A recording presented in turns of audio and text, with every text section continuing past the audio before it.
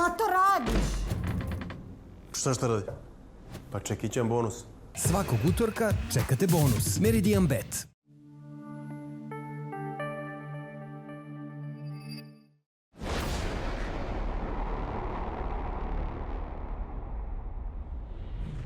Veliki pozdrav svim pratiocima Triangla, kao što vidite iza nas je Beogradska arena, a sa mnom je FNC šampion srednje kategorije Đani Barbir.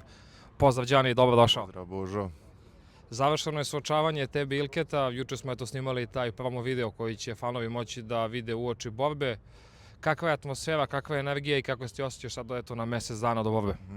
Energija je odlična, osjeti se u zraku napetost, čeka se ovo dugo.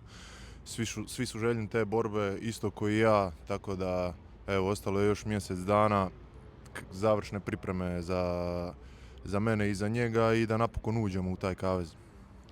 Toliko se priča o ovoj borbi, godinama unazad spominjete se kao potencijalni protivnici, ali možda je i ovo najbolji moment za FNC u Beogradu, za vas dvojicu i za ovu borbu.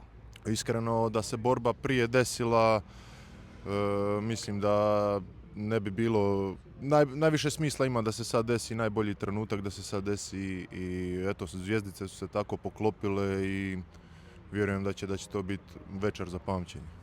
U jednom momentu svi su mislili da bi Ilić pobedio tebe, u jednom momentu su mislili da bi ti pobedio njega, a sada je, da kažem, moment kada je onako publika podeljena i dobijemo pravi derbi i možda jednu od najvećih borbi, da kažemo, u novoj istoriji regionalnog MMA-a.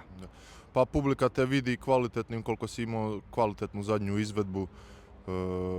Ima smisla što je situacija sad takva i to ovaj meč čini još zanimljivijim i vidit ćemo sve nakon borbe ko će šta govoriti. Ilić ima dobar niz, zadnje 3 protivnika je rešio ekspresno, ti si imao perfektan niz do borbe na kontenderu gdje si izgubio od stvarno, pokazalo se i odličnog protivnika koji je ostvario veliku pobjedu u UFC-u. Si izbacio to iz glave, kako si motivisan i da li vidiš ovo kao, da kažemo, najveću borbu u tvojoj karijeri? Pa iskreno, da mogu vratiti vrijeme ne bi ništa promijenio, poraz mi je došao odlično, jednostavno neke stvari koje sam godinama možda zapostavljao, odmah sam se uhvatio njih nakon borbe, doslovno nakon poraza sam, čim sam sjeo u avion, samo sam krenio pisat šta izbacujem, šta ubacujem, nove navike, mijenjati puno toga, pristup cijeli. Imao sam priliku za reflektirati se par godina unazad i vidjeti šta mi je činilo dobro, šta ne i mislim da sam sad sve onako odlično posložio i da je to jedna škola za koju sam jako zahvalan i eto, veselim se sad pokazati novu verziju sebe. Ti i Ilić ste imali danas susret, imali ste jučer na onom snimanju i moram te pohvalim, dobro foru si bacio s onim videom. Pa mislim, spontana stvar, bitno da ne prelazimo neke granice, tako da dobro je ispalo.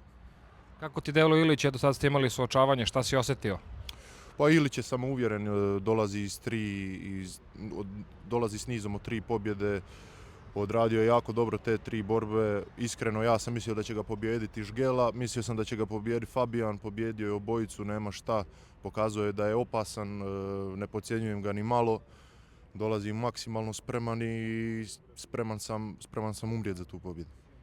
Borba u Beogradskoj areni, 3 puta si trebao da se boriš, to jest ovo je treći, 2 puta ti je bilo otkazano, eto, imat ćeš priliku. Nekako su, pored eventova u Zagrebu, Beograd je možda, da kažemo, jedini veći i u Zagreb najveći eventi i nekako borci najviše vole da se bore na te 2 pozornice.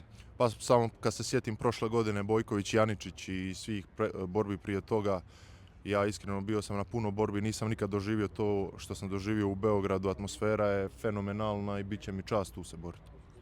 Main event ovako velikog događaja nije mala stvar, veliki hajp i ti Ilki ste jako kvalitetni, eto da kažemo hajpu ste. Ovo su mečevi gde pobjednik ide na vrh, a poraženi ide na dno. Da li ti to pravi pritisak ili ti dodatno motiviše? Pa ne opterećujem se sa ni pobjedom ni s porazom, koncentriran sam na sam proces, na stvari koje će me dovesti do pobjede, to je sve o čemu razmišljam i ako odradim posao kako treba, što vjerujem da hoću, pobjeda neće izostati. Dugo nisi branio pojas, posljednji put ne tvojom greškom je borba bilo catchweight kategoriji. koliko ti nedostaje ta borba za pojas, odbrana titule i što se tiče kilaže, verujem da neće biti problema. Da. Naravno, volio bi ja da sam češće branio pojas, ali stvari su se odigrale kako su se odigrale. Evo sad imam priliku braniti protiv Ilića, nakon toga je Zagreb 9. mjesec, daj Bože da prođe sve kako treba bez ozljeda. Čim borba završi krećemo u pripreme, eto, nadam se Zagrebu nakon toga i sad želim uhvatiti ozbiljan kontinuitet i napraviti ozbiljne stvari u FNC-u. Ja se nadam da hoćeš, jer definitivno si potencijal i talenat. Ono što ti nedostaje, to je taj kontinuitet, ali eto, često i neki stvari nisu bile ni do tebe. Pa mislim imam 28 godina, ne kasnim nigdje, imam 10 godina ispred sebe i ulazim u najbolje godine i planiram ih najbolje iskoristiti. Za kraj, koju poruku možeš da pošalješ svoj regionalnoj publici i onima koji razmišljaju da li da kupe ovo malo još karata što je ostalo? Pa mislim da se tu nema šta razmišljati, samo ljudi kupujte jer bit će vam žao poslije ako ne kupite i ništa, očekuje nas vrhunski spektakl, vrhunske borbe. Vjerujem da će Maja Ilić pružiti vrhunsku borbu i jedva čekam i ja sam. I ja također. Hvala ti puno, Đani, na intervju. Želim i tebi, Ilke, tu puno sreće u pripremama da vas zaobiđu povrede, da nam pružite spektakularan meč i neka bolji borac pobedi na kraju. Hvala Božo i vidimo se za mjesec dana.